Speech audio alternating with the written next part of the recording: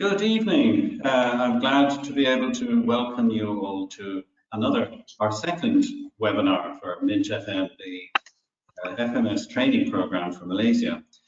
This is a webinar particularly aimed at people who are interested in joining our scheme, applying, and it will contain a lot of information about how to apply, what documents to upload, and quite detailed instructions as to how to fill in our application form. We're also going to be talking to a current trainee from the program who will be giving you an idea of what it is like to be in our program. And we will be having a particularly important question and answer session at the end of this webinar, in which any questions that you may have either about the application process or indeed about the nuts and bolts, the structure of our program, how it works, how long it is, etc., etc. And we really do encourage those of you who are attending, even if you think you know a fair bit about the program already, you may well come up with questions during this webinar, and we will have a question and answer session towards the end, which will be live. And the way in which to do that is to go into chats, write your question down, and a moderator or a chairperson will be using a computer to be able to feed the questions to me, and I will attempt to answer your questions, or if anyone else in the panel has an answer to your question, they will do so. So if you go to the webinar control panel on the right side of your screen, the questions can be answered through that chat system. So you type the question into the chat box. So the other thing is, if you miss any of this or it goes over your head, you will actually receive information from a recording of this webinar. So the webinar will be recorded and will be sent to each of you who are attending. So you'll have a double chance to gain that information. So I will now move on to the next part of the webinar, which is to just state that there are currently two schemes available in Penang and KL. Penang is known as the Northern and KL the Central. And the structured application and interview process is one of the things we want to explain today. And I'm going to ask Lechni, who is the program administrator here, and she is going to do a run through the system with which you will use to apply. So I'm going to hand over to Lechni now, if you'd like to explain this to those who are attending.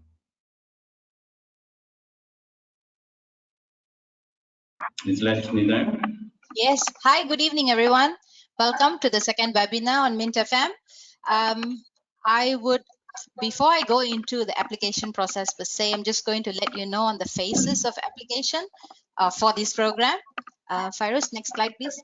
Okay, when you're enrolling into MInTFM, these are the current phases of application. Phase 1 will be your online application, which you would complete and submit. And then once we receive the completed applications, there will be a pre-assessment process on the applications where we shortlist candidates for the upcoming interview.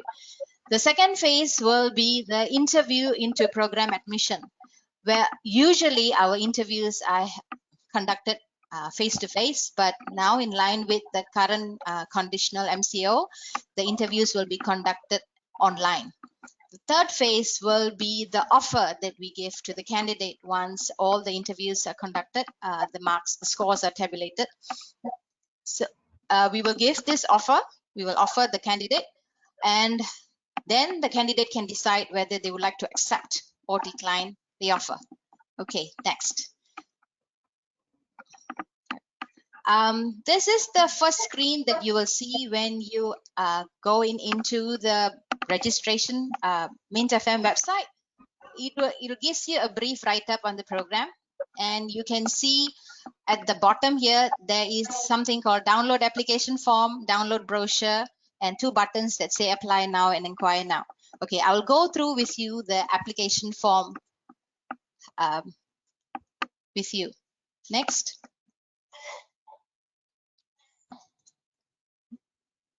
Next. Okay, this is the first 2 pages of your application form. The first 2 pages will actually give you a brief outline of your personal details and your academic qualification.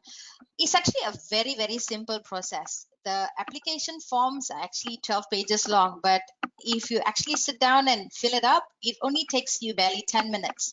It's a very, very simple application form. There are actually 12 pages to this application form, and the last page will give you an indication of what are the mandatory documents that go with this application form and what are optional. The more information we have, the better it is. Next. Next. These are the pages that you will see as you go along. Next.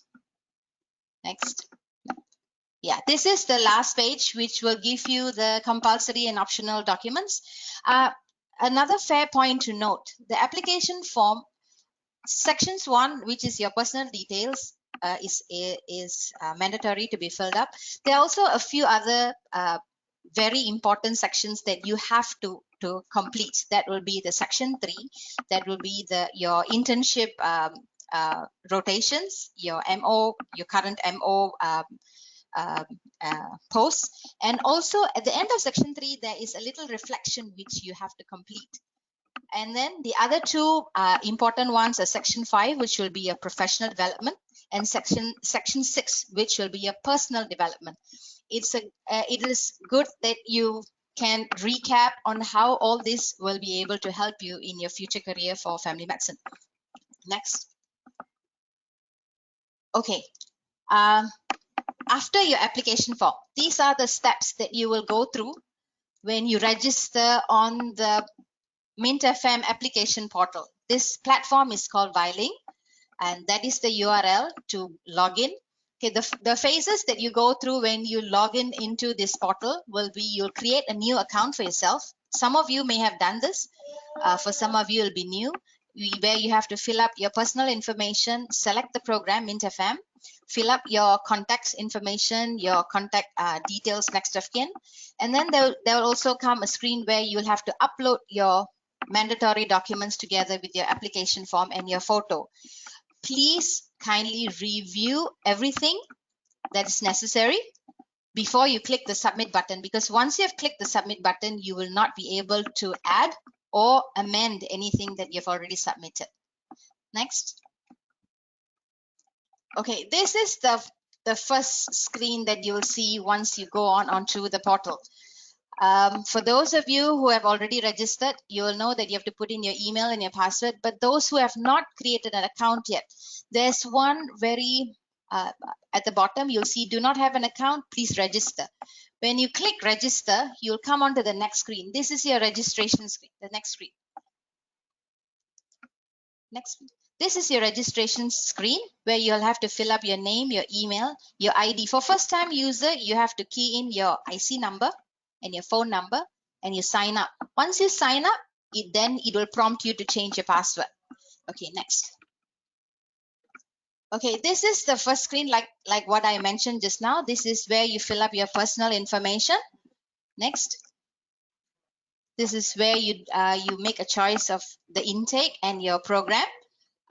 Please click on intake 2020/07, which will indicate for this year.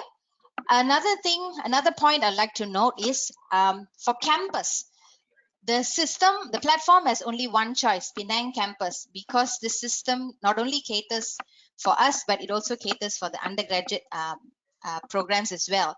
But fear not, even you have to pick this tab in order to proceed, but we will always follow the choices that you make on your application form. So if you have picked Penang or KL, we will follow likewise. Next. This is for contact details of next of kin. Next.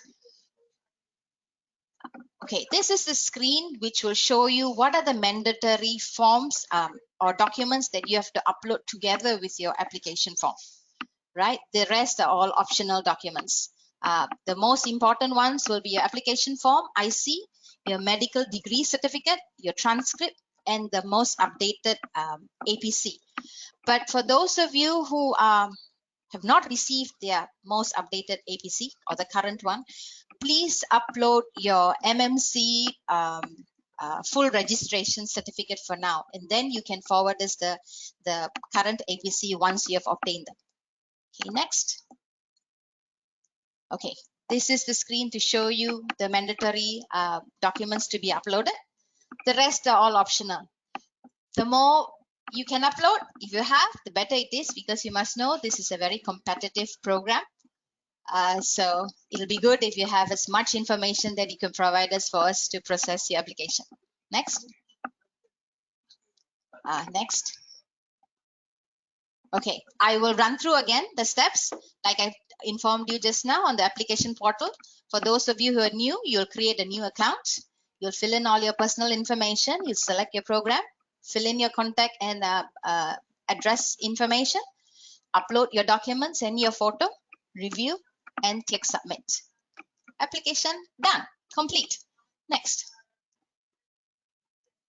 Okay, that is the very easy, very fast application process that you can go through MInTFM. So I would strongly and highly recommend all of you to put in your application, because this is one golden opportunity you do not want to miss. Thank you and have a nice evening. Bye.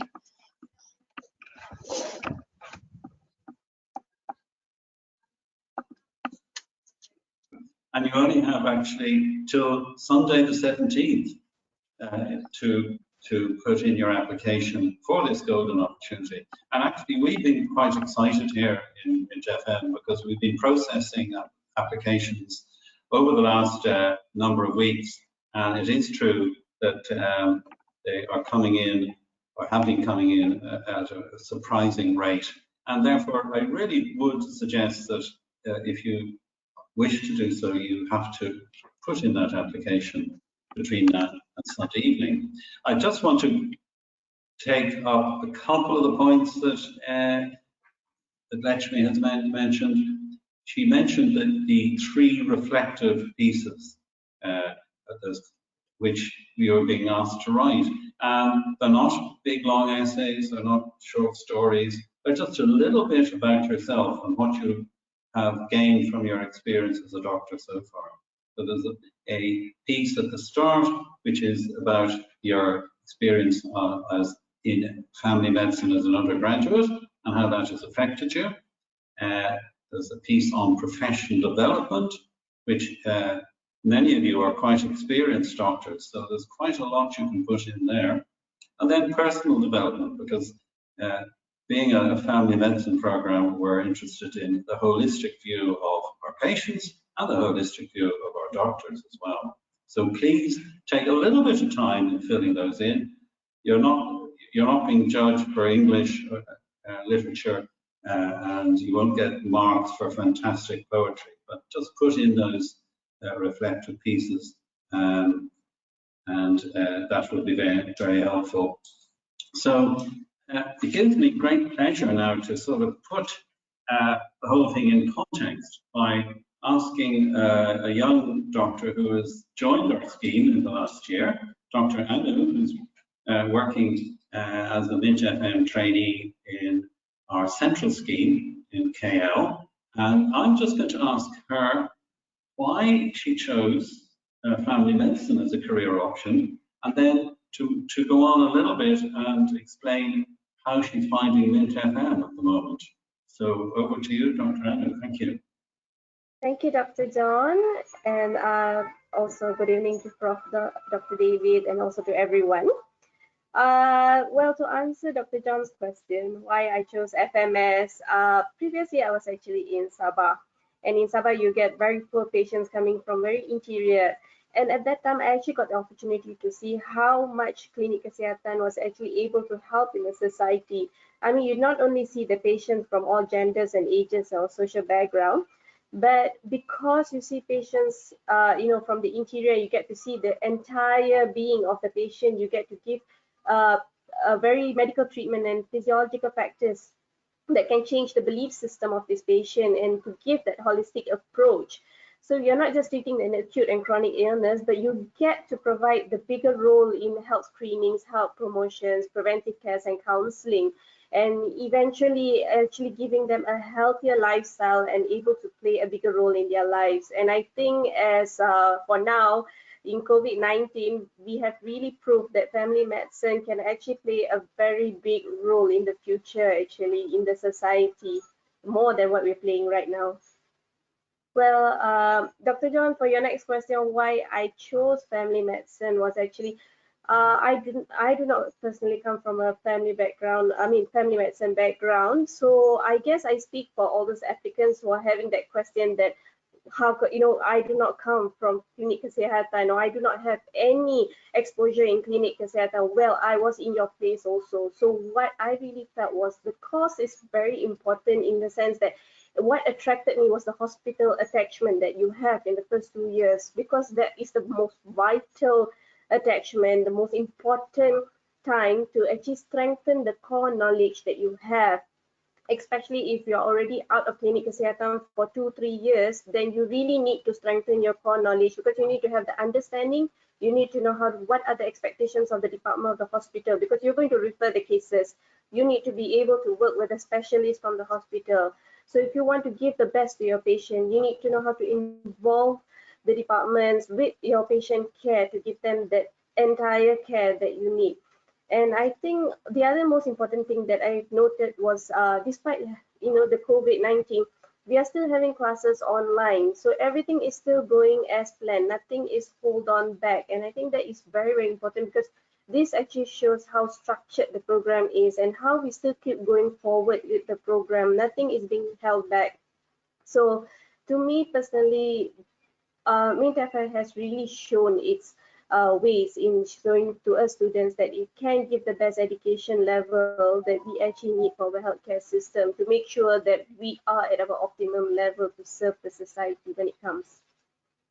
So that's Thank you, Dr. Ando. I really appreciate you sharing a very personal thing about why you decided eventually to do family medicine.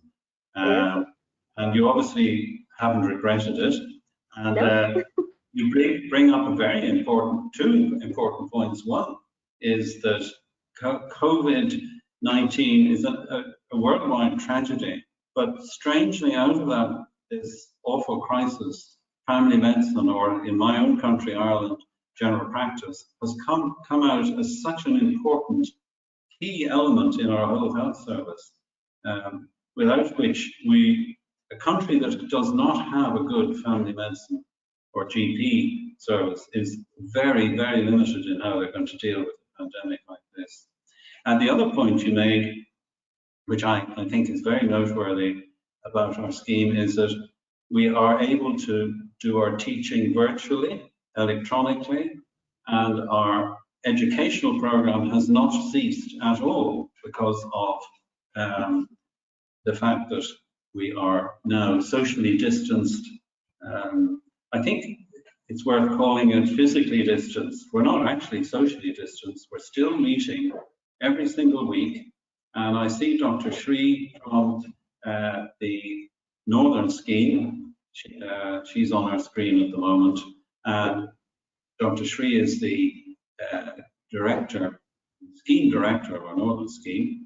And she and her colleagues are continuing the medical education process through virtual means, through Zoom and other ways of continuing education.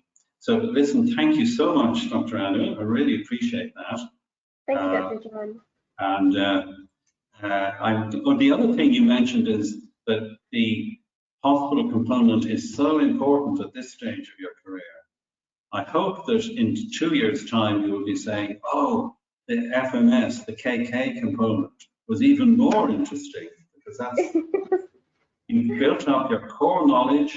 You'll be a great diagnostician. You'll be really good at making decisions. But in the FMS, that's where you really, with your FMS trainer, that's where you really learn the art and the skill and the leadership. So thank you so much again, Dr. Adam. You're very kind to come on. I see Dr. Shriek with us. I wonder if she'd like to just say one or two little words, very short little words, particularly about the release days and the fact that our education continues, and whether that's been easy or difficult or enjoyable. Or... Right, thank you, Dr. John. Good evening, everybody. Yes, it is a very difficult time with regards to the MCO, and everybody knows that we have to continue with our training and education. We have had a virtual class every day. There is no face-to-face class yet, as in due to the inability of us to travel from one place to another. So that's that is a shortcoming. Things are you can feel the zest or the interest among the trainees when we start to change the way we do things, you know, from an individual presentations to a small group presentation, and having guests, you know what I mean, guests, doctors who are interested to do MInTFM into the virtual class actually gives them a very good exposure and some contact between the medical officer who is currently servicing the MOH and the medical officer or the trainees who is actually we are doing MInTFM training. So we try to introduce new things so that it becomes more and more interested, more and more interesting, and it gives value to the trainees and also to the potential doctors who wants to know more about our training. So the feedback has been very good. The feedback from the trainees has been excellent, and no doubt we had our virtual class yesterday from one of our medical officer who has lots of interest in MInTFM and actually applying for the program. And we had a case of tuberculosis, and we discussed it within the biopsychosocial perspective, and we went through quite a bit and quite in detail the psychosocial part and also the biological part, and we even discussed about occupation, family conference, and things like that. So the holistic exposure with regards to primary care management of the patient, even though the patient originally is a hospital patient, the discussion pertaining to primary care was just excellent and fascinating. So everybody enjoyed the different modality and discussion pathway that we have introduced, so that we can still carry on having our virtual class, and always looking forward to the Wednesday virtual class, you know, within our group and for everybody to actually experience it. So I think that is quite excellent. And the local masters program is also adapting to similar modality with what we are doing. And I had the experience of giving a talk this afternoon to the master student of UKM on leadership and communication skills for the whole of Malaysia. There were about 20 candidates, and it is something not foreign anymore for us actually. So we have to get used to this virtual class and webinars, Zoom meetings, all those things. So it will be a very good opportunity, you know, to be involved in this kind of. And again, Dr. Shri is such an enthusiast. She inspires everybody who is taught by her, or even older colleagues like myself, who you might think would be getting a little bit tired and so on. But whenever I hear Dr. Shri talking, I have to say my energy goes up. Thank you so much. We will be talking to some other panelists later after our question and answer session. We'll be talking to Professor David Whitford, I believe, who is president of RUMC. And before we finish, we'll also be talking to Mr. Fintan Foy, who is the CEO of the Irish College of Practitioners. I believe we have some questions. I'm not sure Thanks, whether John. we have. If Yeah, we have, I can- let's try and answer them. Great. Yeah, I have a question here about just dates for interviews and also the structure of the interview. If you could tell us a little bit about that. That's very interesting. The dates for interviews have been set for, they're pretty close, the 6th and 7th of June, which is a Saturday and a Sunday. Because of the situation, we are, as we are doing now, we're going to be carrying them out virtually. That is by Zoom, but we believe a very secure Zoom. So the interviews will be carried out wherever you are, and interviewers will be both Malaysian and Irish doctors. So I'm not sure if there's anything more that needs to be said. What I would say is that after the closing date, anybody who has submitted and has been shortlisted will be informed really quickly within the next few days after the closing date of the interview. So there are 2 days of interview, as I say, because there are quite a lot of people to interview. We would never get through them all in one day. I hope that answers that question. Thanks, John. We also have Molly Owens, who's one of our experts from Ireland. I'm not sure whether she wants to add anything to that. Dr. Owens. Yeah, I just, thanks, John. I just want, hi, I'm Molly Owens here from the Irish College. I just wanted to add that the interviews will be competency-based interviews. So they will be, questions will be specifically around areas of competence that we would hope that you would have some knowledge of coming on to a training scheme. And we'll send you out some information about that before the interviews. That's right. Okay. Great. Could you tell us a little bit about the which hospitals in the northern region is a question here, John? So you might tell us even for both. I always have to read these because there are. You have to refer to the list, yeah. If Dr. Shree is still there, she might come back on as well. Dr. Shree will tell me if I'm wrong, but and I possibly will pronounce the names incorrectly. And just while we're waiting on that.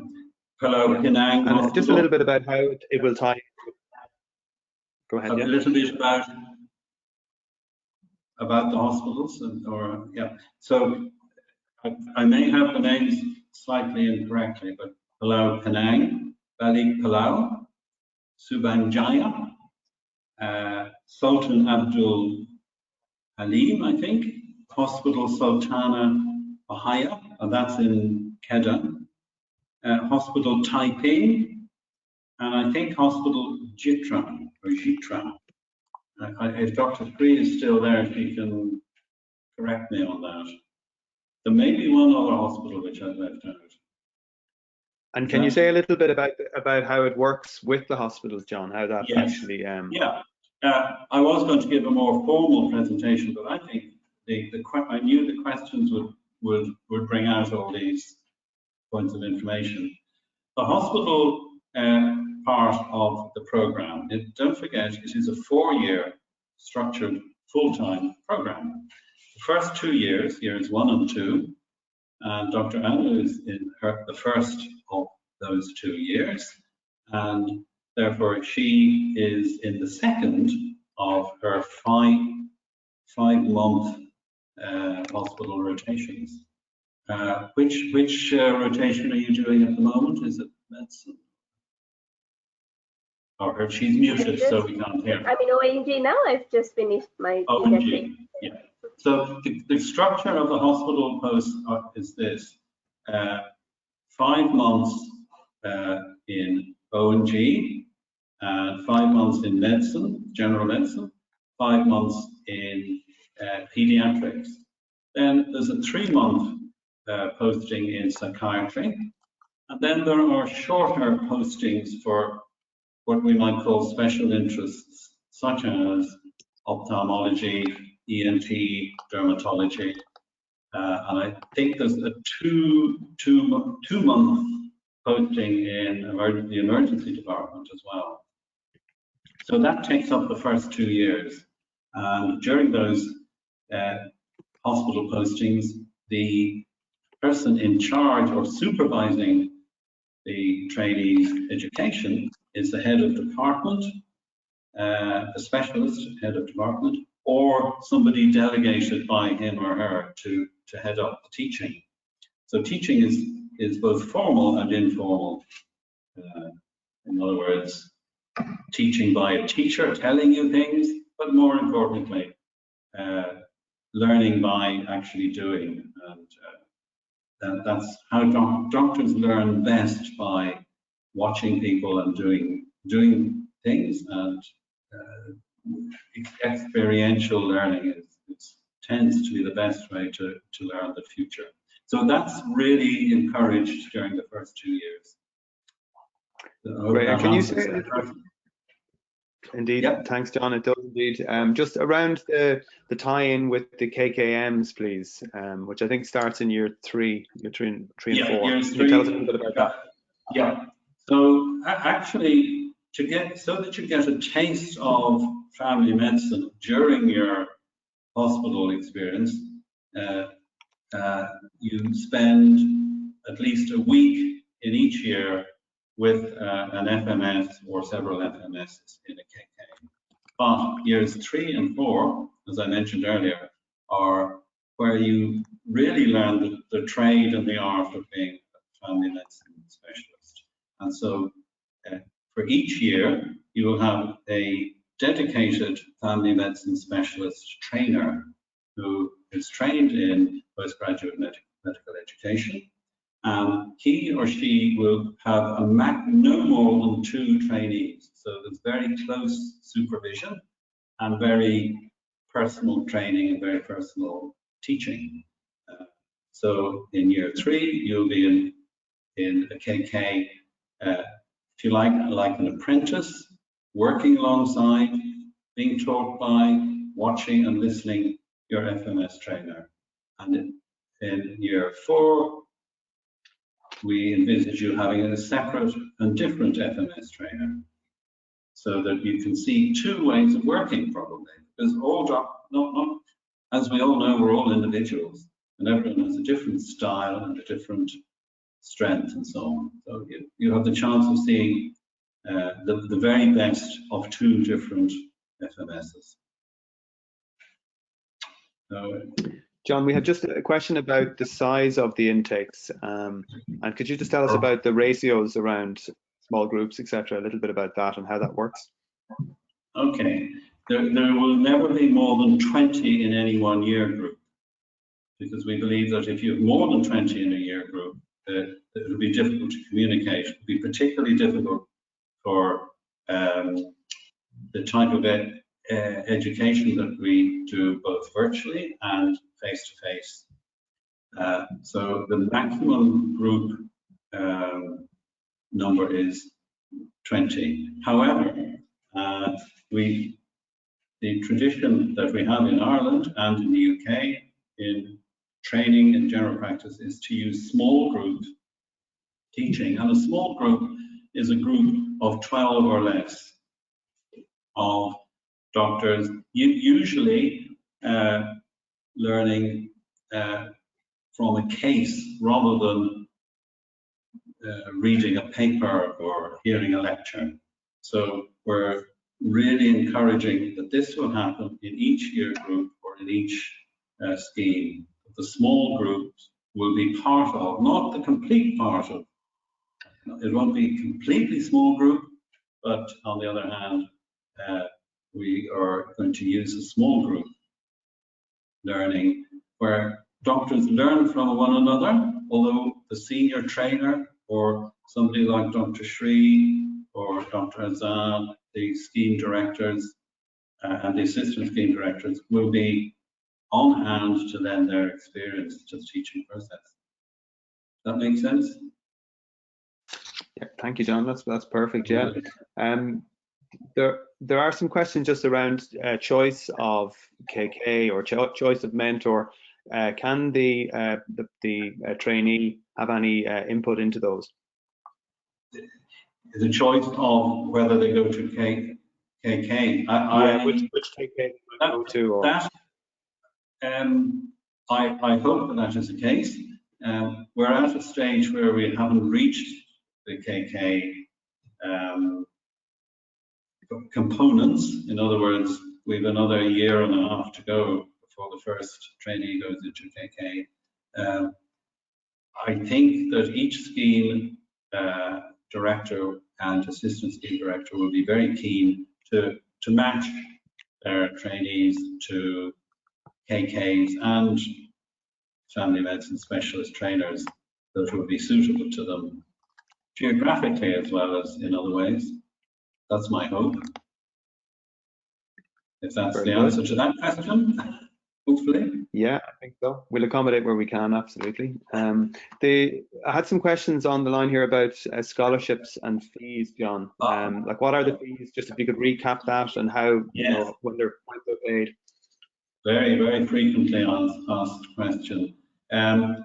First of all, the fee for the 4 years, the total fee is 100,000 ringgits, but paid in portions over the years. So that's the fee structure. By the way, that there are no hidden extras, if you like. For instance, the MICGP exam, which if you were doing that in Ireland would cost quite a few thousand euros, that's built into the fee structure. So there are no hidden extras as such. So all the teaching and electronic education and so on is included. I think the questioner was also asking about scholarships, and yes, those who are who qualify for MARA scholarships, MARA, if they do award such a scholarship, will pay for the full fee for the 4 years. Those who do not qualify for MARA have the opportunity of a couple of other means of helping to finance the fees. One is a bank loan, and we have one particular bank at the moment, although I imagine there may be more in the future. There's a very definite loan facility in Affin Bank. The other way in which some people have already started to help finance their program, their fees, is the EPF, the employer's pension fund drawdown. If you're able to draw down from your EPF fund, that can be used. I don't know the exact details of that myself, but a number of our present trainees are using that method. Thanks, John. Yeah, so there's a few questions here. Molly, I don't know if you're still there, Molly, to answer about the exams. There's a question about what happens if you fail an exam along the way, or if you needed to take a break, you know, in the program, can it accommodate, let's say, for maternity leave or something like that? Yeah, and the answer is yes, absolutely. So the exam that you will be doing is exactly the same examination that we do in Ireland, except that we would be doing a little bit of contextualizing of the actual questions to the Malaysian context. And at the moment, the exam has 3 components. So there is a CKT, which is a single best answer examination, and you are allowed to do that from second year. Most people would do it during their second year of training, but you have several. If you fail it, then it's not linked to your training as such. So it's not that you have to pass an exam to progress in your training. They run concurrently, but separately. So your 4 years of training goes ahead, and then you also do the examinations. So the CKT you have the opportunity to repeat that several times if that's necessary, if you have to do that. Likewise, the other exams are exactly the same. So you have several opportunities to do those examinations. The CKT, the single best answer examination, at the moment we do once a year. And the other two exams, the MEQ, which is another written examination, a modified essay question around dilemmas in practice, and the CCT, which is our clinical examination, those we do twice a year to accommodate people who may not necessarily pass it on the first occasion, and particularly because they're doing it later in third and fourth year of their training, we don't want people to be held up in finishing training and getting out at the end. So we very much like to accommodate them by having 2 sittings of each exam each year. So potentially you could, hopefully nobody will have to do it, and it rarely happens, but you could sit your clinical exam 4 times in 2 years if you needed to in order to pass it. I'm hoping nobody out there would be in that situation. Yeah, that was one of the questions. There is a limit. Is there 4 times is the limit? Is that right? Well, no, the limit is that the limit is that you have to complete within 5 years of having started the examination process. Not having started your training, but having started the examination process. So, you know, this is just to give leeway for people taking maternity leaves and so forth. So, for example, if you were out for a year, you still have plenty of time. You know, if you start your first exam in year 2, you have 5 years to complete the examination. So if you had 2 maternity leaves, which we're not recommending, because it's much better if you get your training to do it. But if it were to happen, then you still have time to complete your examination process within those limits. Yeah. Okay. Yeah. Thanks. You brought up maternity leave, which I think a lot of people have asked me. I mean, I've done an awful lot of discussions on the telephone and by email about the programme with potential candidates, and quite a few ladies have asked about maternity leave, worrying that they may not get, it may hold them back, or that they won't get the full. I think 3 months is the allotted time for maternity leave in this country, and obviously that is set in stone and will be absolutely fine. And I think Molly just said, you didn't say, did you, that you'd hope people wouldn't have 2 in their... No, I'm just saying it's up to them. It's not my choice. This is anecdotal, and maybe it's not for this, but I had a trainee who had 3 maternity leaves and just about managed to get through the 6 years is supposed to be the limit of the number of years you can spend doing your training for your certificate of completion. Yeah. So I think it's around continuity of training, really, John. That's all. Exactly. It's very difficult. Yeah, people make their own personal life decisions, but around continuity of training, the more you spend in training and go straight through training, the easier it is for the individual to actually get through to the other one too, you know. The other question somebody asked actually yesterday, will the course be deferred if you have maternity leave? Well, no, you will have to continue. Say you've only done two months of your medicine rotation, you will have to complete the final 3 months after you come back. So you'll be slotting in with a different group probably. That's the only thing. But maternity leave is a very natural thing and accommodated. Super. So there's more questions just around flexibility while doing the program, John. So around weekends, for instance, will trainees have weekends off? And also, will they be on call when they're on the hospital? And is it active on call or passive on call? Do you know? Okay. On call, I didn't quite get to the first part of your question about weekends. What did you say? Sorry, will they have weekends off? Oh, yes, unless they're on call. But the on-call recommendation that we are giving to each of the hospital departments is that within 4 weeks, the trainee should be on call no more than 4 times. Now, in a month, a 31-day month, you may be on call 5 times. But we also suggest to each of the hospital departments that the trainee should only be on call for 1 weekend in a month. Most of the trainees will spend most of the on-calls tagging. It's called tagging in this country, and that means you will have a senior person to back you up. If you have a particular expertise or felt to have a particular competency, you may have a solo on call later on in your placement, but in general it's tagging. I don't know whether Dr. Anu might want to, if you could unmute her. Are you doing tagging, or are you doing, you're not doing solo in O&G, that's for sure. Okay. When it comes to the on-calls and everything, it actually based on the departments of the hospital per se.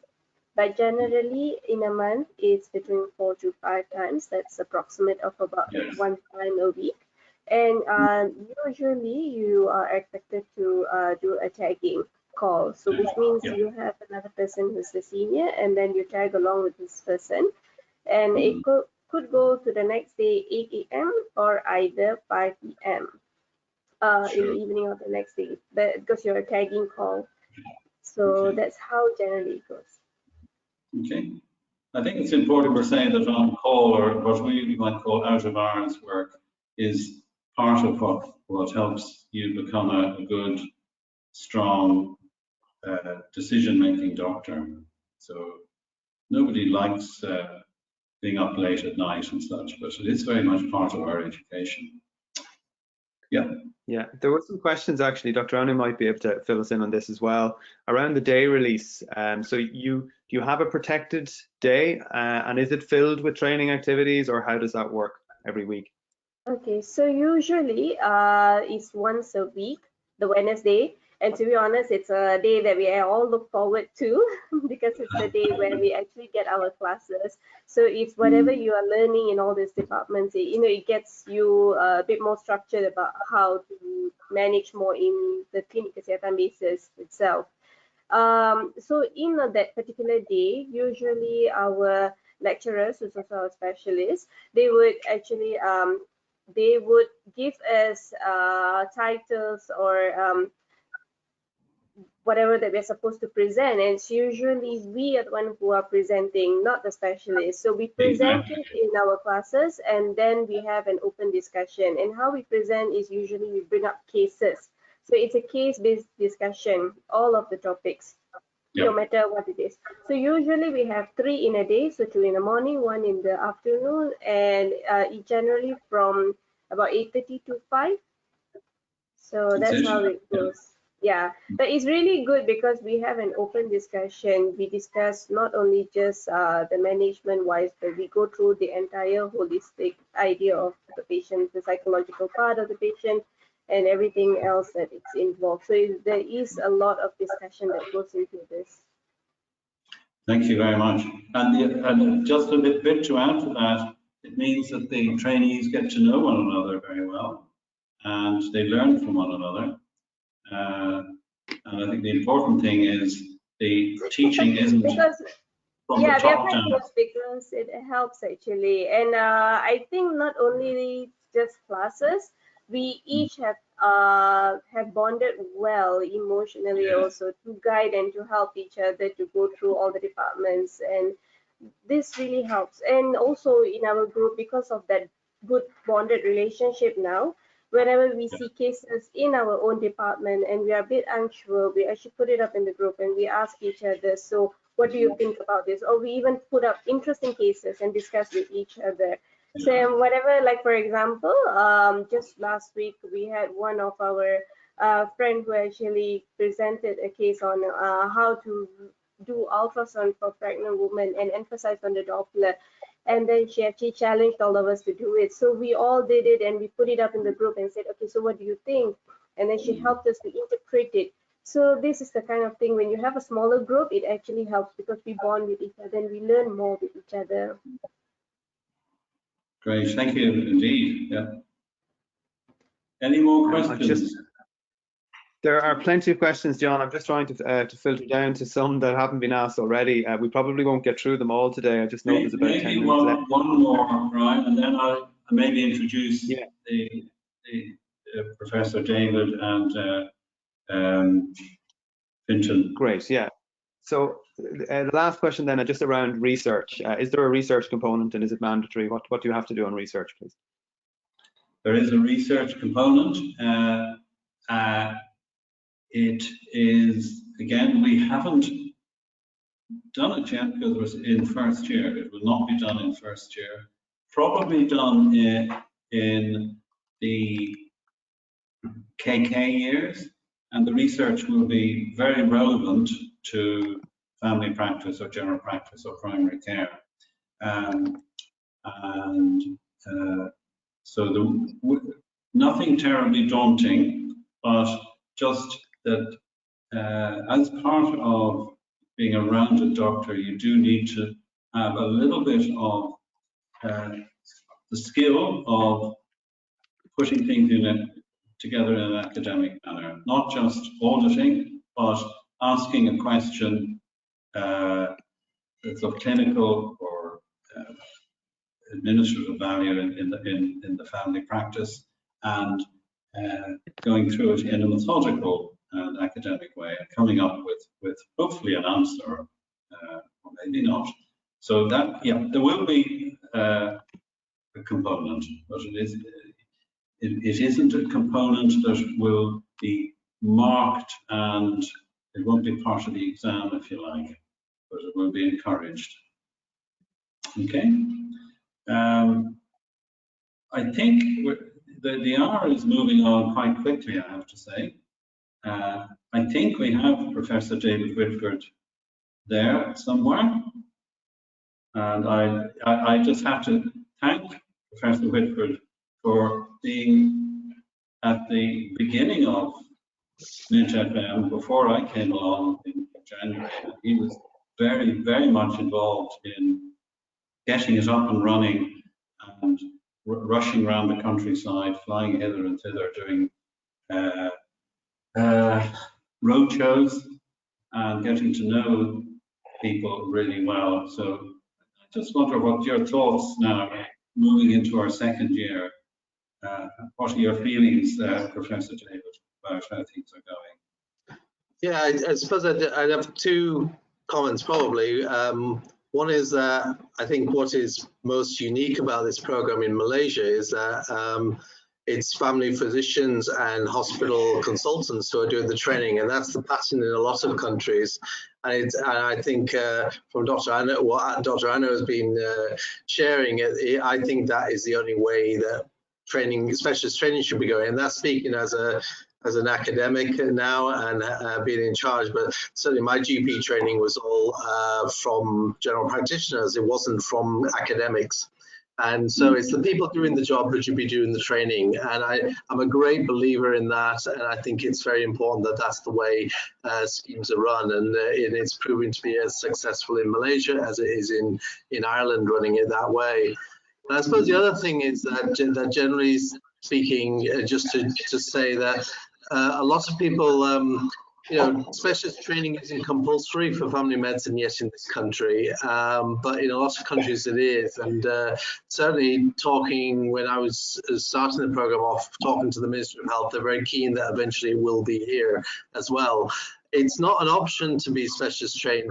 It's, I suppose the equivalent would be in surgery. You don't become a sort of GI surgeon without having gone through specialist training just because you happen to have taken a toenail off or something like that. And it's the same with family medicine. You can actually do the basics, as it were, of family medicine, but to actually do the job extremely well, specialist training is essential.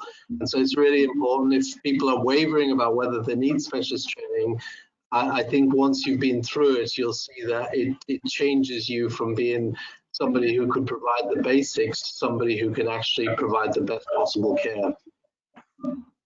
Thank you, Professor David.